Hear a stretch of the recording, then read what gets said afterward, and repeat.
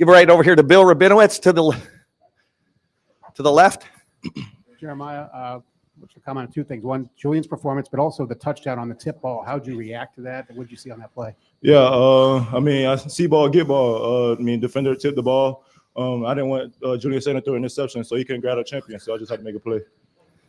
Over here to the right, Stefan Kreisnik. Jeremiah, following up there on what you're being asked about Julian, Coach Tate talked this week about Julian's mobility, maybe using it at times. Just what element do you think that can add to your offense? I mean, there was that one play, I think he escaped 2 or 3 sacks and was able to extend the drive. Yeah. I feel like we're going to need that from him all throughout the rest of the year. He the arm talent that he got, we better know he going to be able to use his legs too as well. So, we're going to need that from him for sure. Over to the left, Doug LeMaurice. Jeremiah, I know it's not easy, but what are all the things that go into you guys being able to convert on those deep shots like you did multiple times today? Yeah, when we get the chance to, in the right coverage, like Coach Day said, we take our shots, we got to hit them. We don't get too many of those. Today we got a lot of them, so we got to take advantage of them. Was there anything in particular about the coverage that was allowing that to happen? A lot of quarters to the field. Carnell ran the post wide open. I ran the inside 9 and made a big play. Tim May. Yeah, Jeremiah, it seems like it's Carnell Tate's turn one time and then your turn the next. How formidable a duo do you feel like you guys are right now, being able to? Best in the country. Yeah. Nobody's better than us two. Even Brandon Ennis as well. Best receiver corps in the country as well. The whole receiver group, all got talent. We just go out there each and every weekend, put it all on the field. And is Julian as good a deep thrower as you've been around? What's your take on Julian throwing it deep? Yeah, he's probably the best I've been around for sure, the deep ball. Yeah. Over to the left, Cameron Teague Robinson. Jeremiah, you talk about the coverages you guys put, or the lack of deep shots you guys can take because people kind of cover you guys differently. Yeah. That deep ball you had, it looked like you beat 2 people. Just kind of walk me through that. And did you see the double coverage, or was it just something that you just kind of ran right by? No, actually, they was in quarters. I guess the corner ain't know what they were supposed to be in, and I heard him. The safety said, so I knew the ball was going to me, and I just had to go make a play. Great. Jeremiah, thank you very much.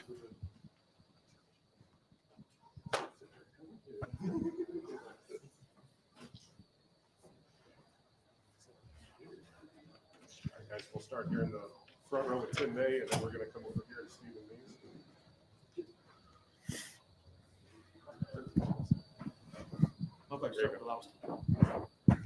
Ryan, how would you sum up today? Obviously, you take one play away from the first half, and it's about as dominant a performance as you could expect. What's your take?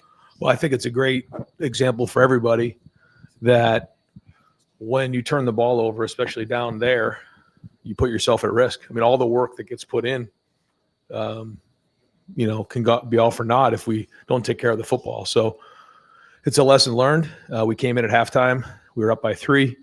You would have thought we were down by 21. But I thought we responded well. And that's the thing is when you come out in the second half, you have to learn from the first half, but you can't dwell on it. And so we knew how important that first drive was. We were aggressive.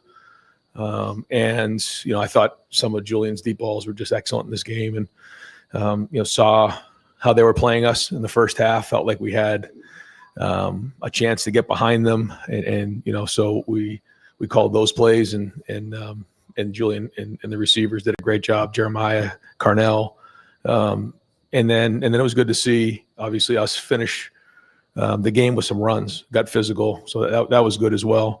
But the defense was excellent, really stepped up. I know there was a couple third downs early on that were frustrating, but I thought Matt, changed it up a little bit, and then the guys played, really physical, got to the quarterback, changed up the looks in the back end. So very good team win. Go over here to Steven and then to Austin. Ryan, are you happy with what you got from your interior offensive line, both in the run game and pass protection today? Man, I'll have to watch it all, but, that is the good thing. We get to watch the iPad. I thought there was some plays that, when you're playing against, a team like Penn State who has a lot of talent, you're going to have some plays that aren't perfect.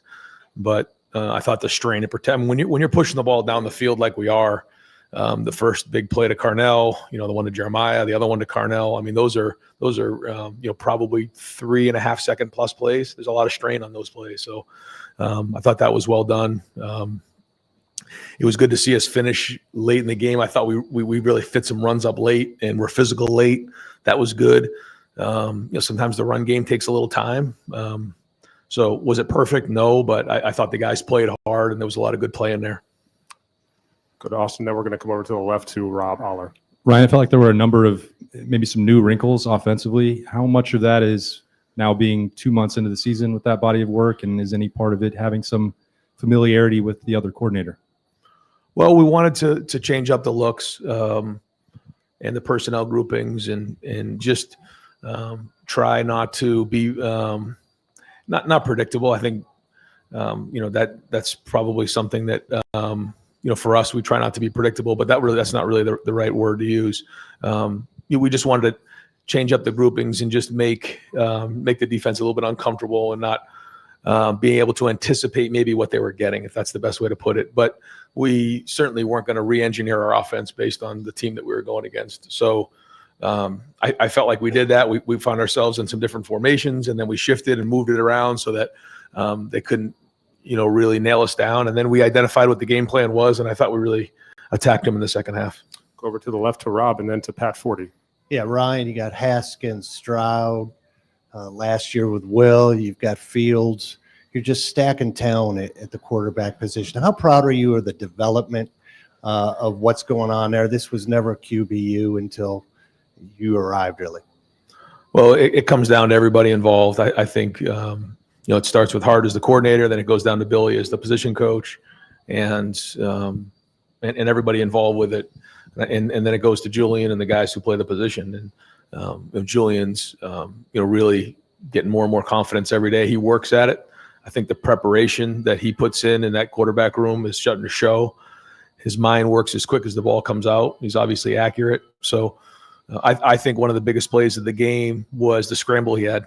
Would love to see him have two hands on the ball there, but that was a big scramble in that spot. You didn't know where the game was going, and that's what happens in those games. You fumble the ball in the first half, and it's a 3-point game at halftime. You don't get that first down. Who knows where the game goes? I mean, these are the turning points in the game that from following these games. And I know as years go on, you watch these games, you see those moments where the game could turn. And so I thought that was a big play. So he's growing in the run game as well, I think. But to answer your question, yeah, I believe that when you come as a position coach, it should be that position you. That's what I think. And I felt like that when I first got here. And it's great to see, the quarterbacks continue to believe in what we're doing. I don't know. I shouldn't say I don't know what else is out there. I've watched them from afar. I think there's some really good quarterbacks across the country this year. There's a lot of good quarterbacks in the conference. And so, it'll be told when the season's over. I think it's easy to be at whenever week 8, week 9, week 10, and try to make,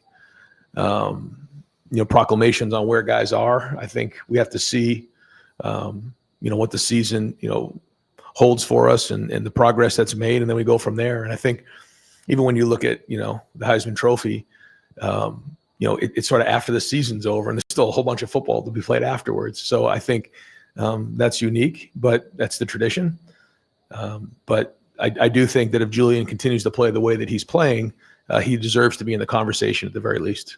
Go to Pat and then to Doug Lamorese. Robbie stole my question there. But, all right, I'll ask you just about Julian's unflappable demeanor. And even on that scramble, he looked like he was unhurried about, reading and reacting to that. Just how much that demeanor helps him be as good as he is. Well, that's something that's very hard to teach.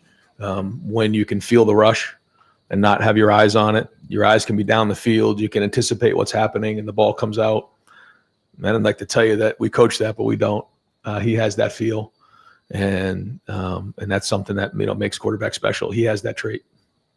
Good. Yeah. Pass the mic over to Doug. Thank you. Ryan, you said it felt like you were down 21 at the half. Why did it feel that way? Did you want it to feel that way?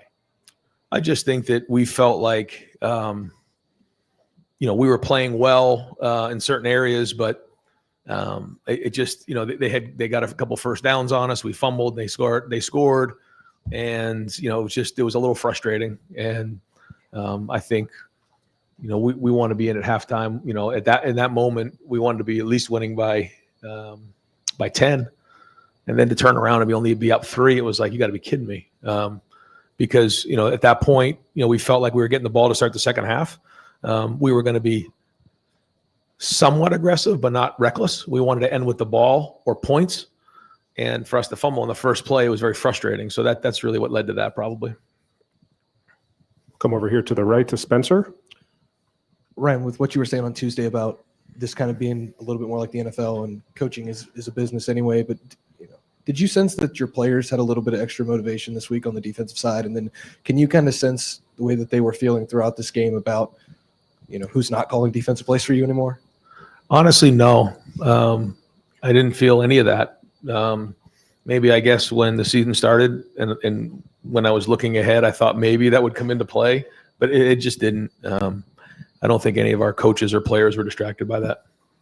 Go over here to Dylan and then over to the right to Bill. Ryan, when you talk about stacking bricks in a season and building that foundation to come through a bye week like this, have a team that maybe was down record-wise, but you talked about all week, but still plenty talented, for them to take this serious and to perform like this, where does that rank in terms of like good signs for a team's culture building? Well, we constantly talk about being consistent week in and week out. It doesn't matter who the opponent is. And I thought this was a good example of, really not testing the theory out, but seeing, where our team was in this area because, if you have a young team where, you play to your opponent, you obviously put yourself at risk. And so how do you perceive a team that's, lost a few games in a row, and going through some difficult times? Well, these guys still have a lot of NFL players on the team, and we knew it was going to be a challenge. So again, it just went back to us and our preparation and how hard we play. And, for us, that was just the next team on the list that we have to execute against. And that's a tribute to the coaches and it could be, a tribute to the players for continuing to believe in that and keep pushing. And I still think we all know that we can get better in certain areas. We got to keep pushing. And so we have to master the routine, and that's getting rest tonight, come back tomorrow, address the issues, and then it's on to Purdue. And last question to Bill in the front. You said it felt like you were down 21 at halftime. What was your message to the team at that point? Well, I said kind of what I tell you guys. You're either winning, losing, or you're tied at halftime. And we have to identify what went on in the first half and, say it all the time. All the work that gets put in, if we turn the ball over, your whole season can be ruined. So I don't want to just dwell on that one turnover. I feel like I'm talking about it a lot. But we just, won 38-14 against Penn State. So if you said that to me about 2 months ago, I don't think I'd be talking about one fumble that we had. But I'd rather be talking about. And by the way, when I said that about Julian saying, I also feel like Carnell and Jeremiah. Again, if there's two better wide receivers in the country, I'd like to see them. And they deserve to be up for a lot of awards too as we're getting towards the end of the season because it's not about individual recognition around here, but I know a lot of people. Support their players. I want to make sure that I'm supporting my guys because, they're great players. And then we also have a bunch of guys on defense doing the same thing. So, but this is not about individuals, it's about the team. And that's something that's been a mantra to our team all season long. And so the message at halftime, was that, if we take care of the football, we're going to win the game. If we turn the ball over some more, we're going to be in this game in the fourth quarter. So that was the first thing. The second thing was that, we needed to have a great drive to come out in the third quarter, and that great teams win in the second half. And that was really it. And I do want to say before we're done, again, how great the crowd was. I thought the crowd was in the stadium early. They were rocking early. They just, this season, I think Ross has done a great job with the game day atmosphere. And I feel like everybody understands when they have the ball, how to be loud and just they're playing off the players. And when the players need the crowd's there. It gives our guys energy. And I could feel it in the second half. And so I just want to thank the crowd because at the Skull session, we say, the band's got to do their job, the fans got to do their job, and we got to do our job. And I thought, and everybody did today for a great win. So thank you. Yeah. Coach, thank you very much. We'll bring Julian to the front, and then Caleb Downs looks like he's headed to the back there.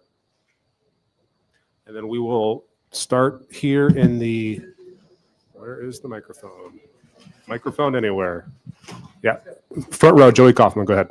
Julian, on those deep balls to Jeremiah and Carnell, what went into those? Were you able to have a day where you complete 3 balls over 40-plus yards? Yeah, a lot of practice going into the week. We practice those a lot, and I think Coach Hartline and Coach Fessler and Coach Day, we do a great job of, preaching that in practice, and then they make great adjustments, and we're able to bring them in and ran great routes to get behind them. And we had a great scheme because, we were able to get a flat-footed safety and have Carnell and Jeremiah, run right by him. Rob Aller?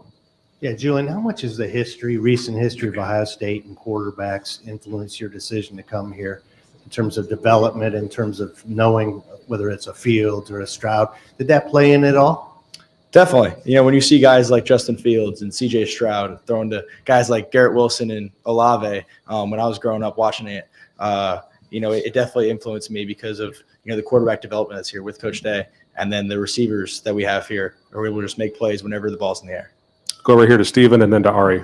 Julian, can you, for starters, walk us through that 9-yard scramble you had, just like what you saw and what you were feeling in that moment? And then on top of that, how long did it take you to maybe get comfortable with the chaos that can sometimes be back there when you're operating the pocket? Yeah, first thing, I got to keep two hands on the ball. I had one hand on the ball there. It was dangerous. But they were playing a coverage where they were doubling Jeremiah and doubling Carnell. And we didn't have a ton of man winners on that play. So I had to go make something happen and keep my eyes up, see if we could pop open. But ended up taking off, and then just in the back of my mind, thinking about the sticks and thinking about where we need to get to. And if I have to go, not slide and go pick it up with my legs and go run through some contact for the first down, that's what we have to do to get the first down. Go to Art. Oh. Yeah, I think as a quarterback, you always have to be willing to make plays with your legs if the play's not there, and extend drives because if we don't extend that drive, we get off the field there, and nobody's happy with 3 and out. Go to Ari and then to Stefan. Hey, Julian, I'm sure you were pretty busy this morning, but did you see what Nick Saban said about you this morning? I did not. No, we had the early kick, so he called himself a dumbass for playing you on scout, and not that he would have had an option given the timeline. But what's it like to have national media, national people like Nick Saban, who's the greatest coach of all time, and now in the position with College Game Day, like recognizing the way you've been playing? That's awesome. I appreciate the kind words, and but this is a team game, and the offensive line did a great job today. Receivers did a great job today, and none of it happens without us as an offense, as a collective. Stefan? Follow up a bit on what Coach Day was talking about, just with Carnell and JJ. He said they're the 2 best receivers in the country. I guess, do you agree with that? And what is it, or what did it do for you this offseason, getting ready to start and having those guys available, whether it be practice, whether it just be throw-in sessions, whatever it was, to kind of grow with them and develop with them? 100%. Those guys are the 2 best in the country, and they show it every Saturday. I see it in practice on Tuesdays and Wednesdays when they go make plays against the best defense in the country. So I think it shows up within our week, and then it shows up on Saturdays. And those guys do such a great job of putting in the hard work in the off season and being leaders within the team, and being leaders in the weight room. So I think it just all their hard work is showing up on Saturdays when they're able to make those great plays. Go over here to the left to Bill and then to Jeff Gilbert. Your completion percentage is over 80%, which is kind of an astounding number. Do you even look at your stats, and what do you think is responsible for that, other than, of course, great receivers and all the rest? But does that surprise you that you're at that level? Yeah, it's really a team stat because of the way the offensive line has to block and the way that receivers have to catch the ball, and can't have like a tip today. We had a tip, and Jeremiah ends up catching that. So it's stuff like that where the receivers do a great job and the running backs do a great job in pass protection, and it's really just the offensive line giving me time to be able to go through my reads. So it's really a team stat. What was different about the attitude coming out of halftime for you guys? Fast start. Yeah, we were kind of disappointed with how the last drive went. We ended up turning the ball over. So coming out of halftime, we knew what we were doing, and we knew we could move the ball. So we were excited. We took a shot, I think, on the second play and hit it, and just keep the momentum going. Go over here to Spencer. Julian, you've been pretty calm and collected. Basically, every time you guys score, just kind of celebrate with your teammates, things like that. You saw like you were a little bit more animated after the touchdown pass to Bennett. What went into that, and what does it mean to get a guy like Bennett, or last time you guys played with Brandon, a touchdown when you can always get it to 17-4, but those guys also work pretty hard? Yeah, I mean, a guy like Bennett, he's someone who does a lot of the dirty work for our offense and was able to, if we're running power and he kicks out a defensive end, to see him get in the end zone, it's a great job. And we practiced that play, and it rarely goes to him. And I think I hit it once in practice and was pretty fired up when we hit it. And my first touchdown pass ever in my career when I was a freshman was to Bennett. So it's awesome to see plays like that happen, and it was just had me fired up. We'll do two more. We'll go to Doug and then over here to the right to Tim. Doug, go ahead. Julian, just to double check from a football standpoint, could you just throw the ball 50 yards down the field on every play if you wanted to? Definitely not. Definitely not. We definitely have to be strategic, and I think our coaches did a great job of, when we're calling the shots. We got some good looks into it today, and if it's not there, we got to check the ball down. And when we check it down, our receivers do a great job of catching and knifing. But do you kind of know that when the opportunity's there, like it's in the holster, it's ready when the opportunity presents itself with those deep shots? Yes, definitely. We want to be aggressive. We don't want to be reckless, but we want to be aggressive. And if we get one-on-one with our receivers, we think we have a good chance of them making a play. All right, we'll wrap it up with Tim May. Yeah, does it hurt you deep down in your gut when you have to throw a ball away, which you haven't done very much? You understand what I'm saying? That was one of those shots, But and then number two, what's it like to have two guys like that capable of taking the top off of defense? It seems like at almost any moment. Yeah, throwing the ball away. Still trying to improve and keep understanding staying on schedule, because that was a key point for us in this game, is stay on track and keep moving the sticks. And then number two, sorry, what'd you say? Taking the top off the defense. Yeah, Carnell and Jeremiah. I mean, they're able to get behind the defense and made some great catches. Carnell had the one touchdown and then had the one coming out of halftime. So it's and then Jeremiah obviously with the deep one too. It's awesome to see because of how much practice we do throughout the week to practice those plays. All right, Julian, thank you. Appreciate it. All right, folks, that's a wrap on post game.